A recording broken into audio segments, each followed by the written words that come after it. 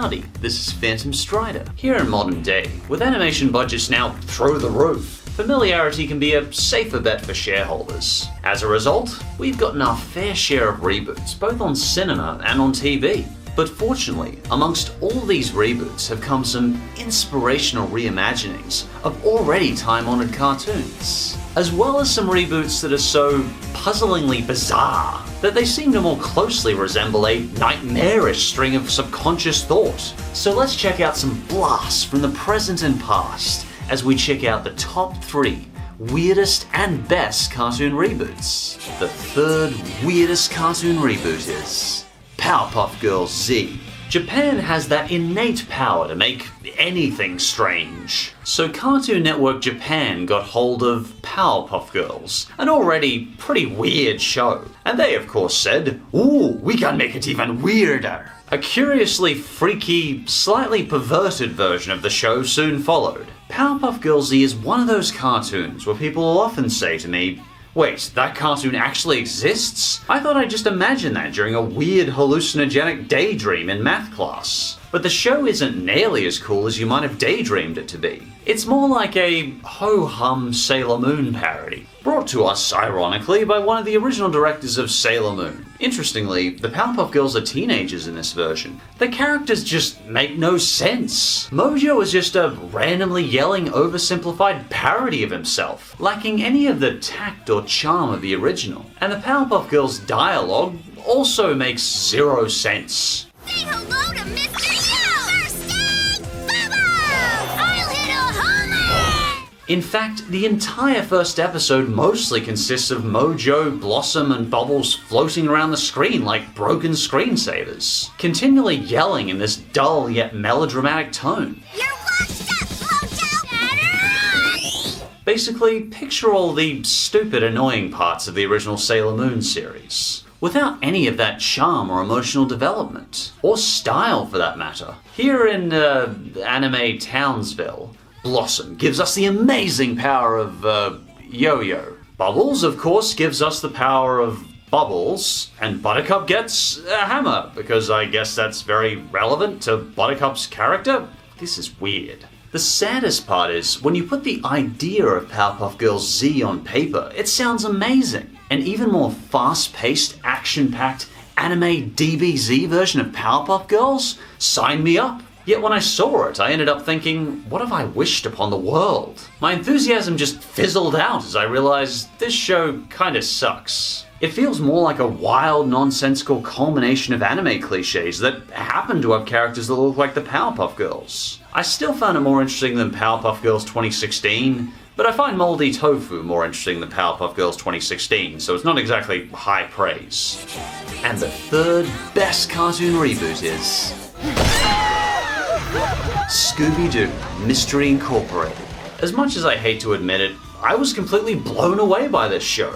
It breathes a new freshness of life into the series that I simply haven't seen in the last 40 years of the franchise, while still maintaining enough of the original Scooby-Doo roots to keep the old-time fans happy. Frankly, after watching this, I apologize for even mentioning Mystery Incorporated in my worst cartoon remakes list. While I stand by my thoughts on the Scooby-Doo franchise as a whole, I admit I was very wrong about this particular cartoon. Now that I've seen it, I can tell it's a vastly different standard to the other Scooby-Doo shows I've seen. There's a real spooky atmosphere built from the get-go in Mystery Incorporated, giving us a sense of an unsettling thriller, instead of the never-changing 80s hokey sense we've been used to for the last 40 years. For example, look at the green, low-lighting, eerie color scheme. It gives the whole series the air of a spooky, grimy detective drama. The animation's not just about looking clean and crisp, it's about having its own sense of style. It's not afraid to be a bit more gruesome either. It seems to aim more at the teenage demographic in general.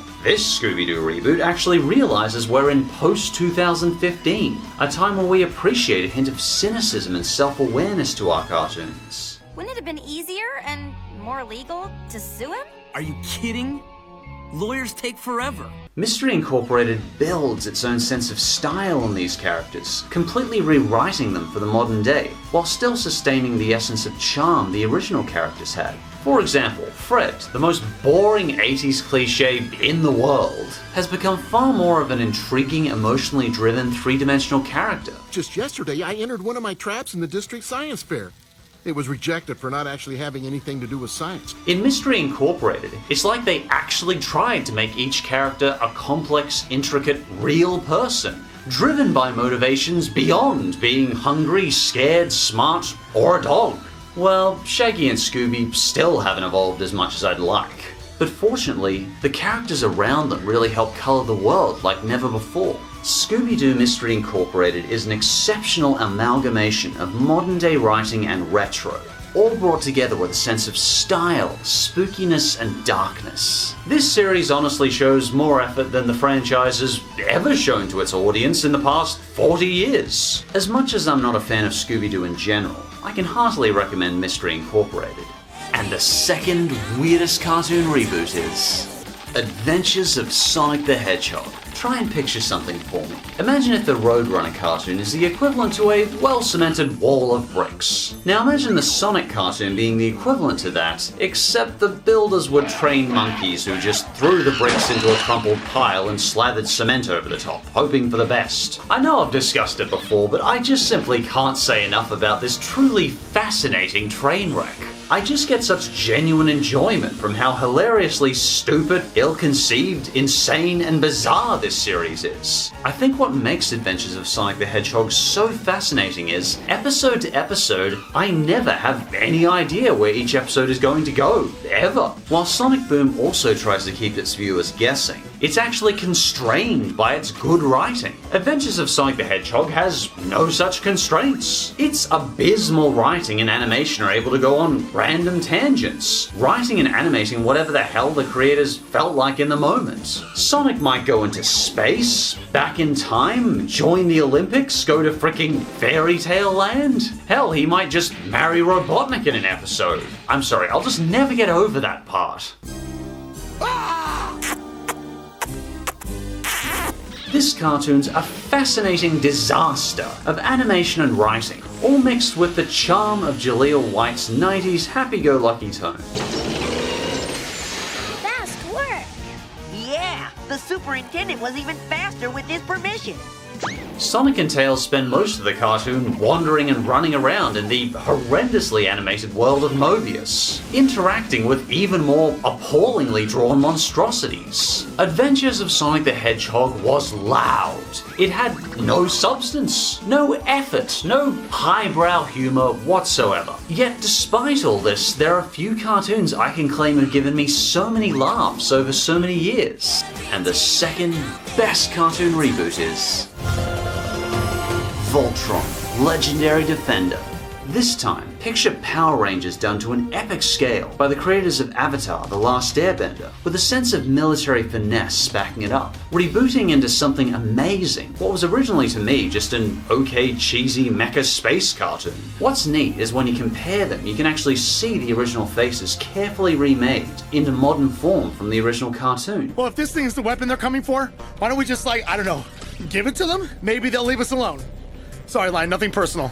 You can tell this was a work of love, trying to sustain the roots of the original, while adapting Voltron to modern culture. I even felt hints of that mysticism Avatar and Korra so artfully built. What I enjoy most about Voltron is that sense of scale, and that emotional yet high-intensity music that takes me right back to Korra fighting the Colossus. While I'd normally consider 5 characters a crowd, Voltron manages to balance their screen time well. Shiro, Keith, Pidge, Lance, and Hunk never get too overbearing, and I found myself able to picture their challenging military space lifestyle while they try to master piloting Voltron in order to avoid becoming space dust in the Gowran War. Like Avatar and Legend of Korra, Voltron obviously draws a lot of inspiration from anime, but even more than Teen Titans, I feel that mixture of Western and Japanese animation is perfectly realized here, a perfect balance being found in a generation that grew up appreciating both of them. If you're a fan of the mecha genre, chances are you'll get a real kick out of Voltron's reboot. If you'd like to give it a look for yourself, it's available on Netflix. And before we get to number 1, let's go through some quick honorable mentions.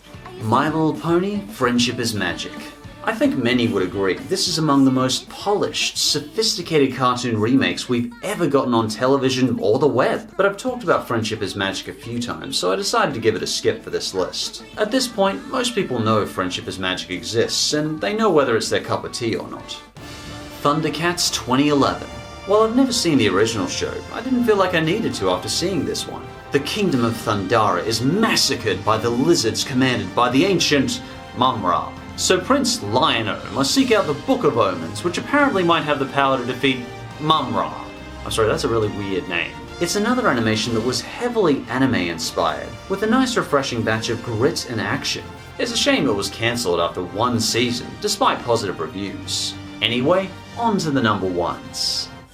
And the number one weirdest cartoon reboot is The Twisted Tales of Felix the Cat. Oh, I'll give you a reboot, alright. How about a reboot of one of the oldest cartoons in the world? Like, it makes Mickey Mouse look positively young. This remains hands down the weirdest cartoon I've ever seen. You remember Rocko's Modern Life? Well, try to picture something 5 times more creepy, nonsensical, and slightly David Lynch. You now have something half as weird as Twisted Tales of Felix the Cat. Like, just... what is this? What is this? Like I mentioned in Forgotten Cartoons, Felix can only be described as your grandfather's psychedelic Cold War nightmare, mixed with South Park, Simpsons, and Freud, bounding around the senses with even more sly disregard than Animaniacs. Let me run you through a normal day for modern Felix. He realizes there's no more milk, and due to his slightly Freudian obsession with milk, he gets to meet his dairy godmother. So she sends him to the Milky Way, of course, to find a planet of milk. How about the Sludge King episode? Hell, he might twist time and space itself by turning time back with a TV remote randomly, completely ignoring any fourth world that might have existed. Just the titles alone of this show are mind-boggling. Felix in Psychedelic Land, Petrified Cheese, and more milk-related titles. Milk. Here's more milk. It's like Freud somehow survived the last 80 years, became even more crazy ape insane than he was before, and decided to team up with the Simpsons creators to make his own cartoon. Your Honor, we plead insanity! Honestly though, I really enjoyed this cartoon. Like many cartoons back then, the original Felix was actually quite creepy and dark, and this Felix captures that unbridled insanity and creepy essence of the 1919 original Felix the Cat, and somehow molds it to fit modern society. The Twisted Tales of Felix the Cat remains not only the weirdest cartoon reboot, but the weirdest cartoon I've ever seen. And easily the number one best cartoon reboot is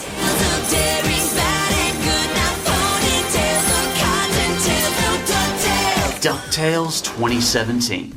The original Ducktales holds a special place in my heart, and I think many others. There was something about it that just captured that sense of swashbuckling, high-flying adventure that we sometimes feel in fantasy. No matter how old it gets, seeing it again just always feels very welcoming and pleasant. And let's face it, that intro is like herpes. It's not disappearing from our society for another 50 years at least, possibly ever. So 30 years later, how were they going to remake such a classic masterpiece? By appealing to both kids and adults in the most polished, likable, charming, stylized cartoon remake I've ever seen. I've seen this new intro probably 200 times, and somehow it still gives me goosebumps. Both the intro and every other new element of the new DuckTales perfectly rekindles that sense of childhood, adventure, mystery, and excitement in a form that both the young and older viewers can enjoy. This is one of the few cartoons I can think of where every single character in the cartoon is 100% likable to me.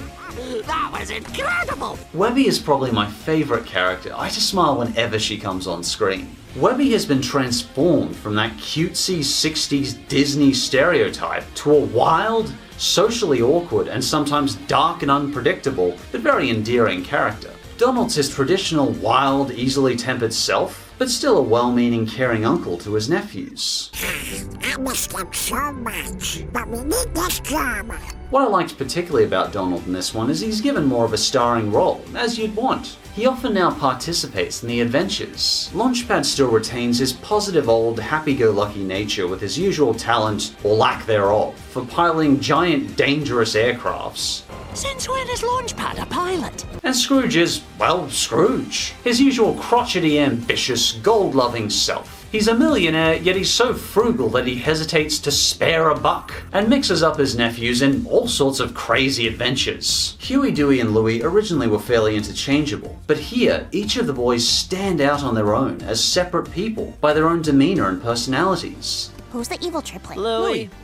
Not just the colors of their shirts. Ducktales 2017 is such a high-quality reboot that you could actually compare it to Gravity Falls. It's got that similar crisp animation, well-developed characters with distinct identities, and that sense of mystery unfolds as the show progresses, leaving me often itching to see more of that mystery in the next episode. There's a ton of commentary on modern culture too. There's just a whole new level of depth and dimension to the show that I can't wait to see more of. And while I miss Alan Young as Scrooge, I think the iconic David Tennant, aka the Doctor, Correctamundo, a word I have never used before and hopefully never will again, acts as an exceptional replacement. And I'm a big fan of Abed from Community. I didn't come downtown for burgers. So my face lights up every time I hear him voice Huey. The plan is I solve the mystery and rescue Scrooge, he'll love the party, and he'll be forced to admit I did a better job than Duckworth, and then he'll let us throw him parties all the time. The comic book animation style is a pleasure to behold. Every tiny detail I had complaints about from the original has been fixed, and it's all accompanied by a sense of good cheer and warmth. This is the most affectionate, thoughtfully made cartoon reboot I've ever seen. DuckTales 2017 isn't just what I consider the best cartoon reboot, it's also within my top 10 favorite modern cartoons. Most of these reboots remind me that the old saying that everything is better as a child is honestly garbage. When I see these reboots, I can appreciate these experiences not just as I would as a child, but with a second, deeper appreciation as an adult. Small details I couldn't even process or notice as a kid become beautiful additions I can really enjoy now. The future may have challenges ahead from a faster-paced, maybe less forgiving world, but young or old, we have a lot to look forward to. And if you've got your own cartoon reboot you like that you thought was particularly weird or particularly awesome, feel free to leave your own thoughts in the comments below. And as always, thanks for watching, and I'll see you next time.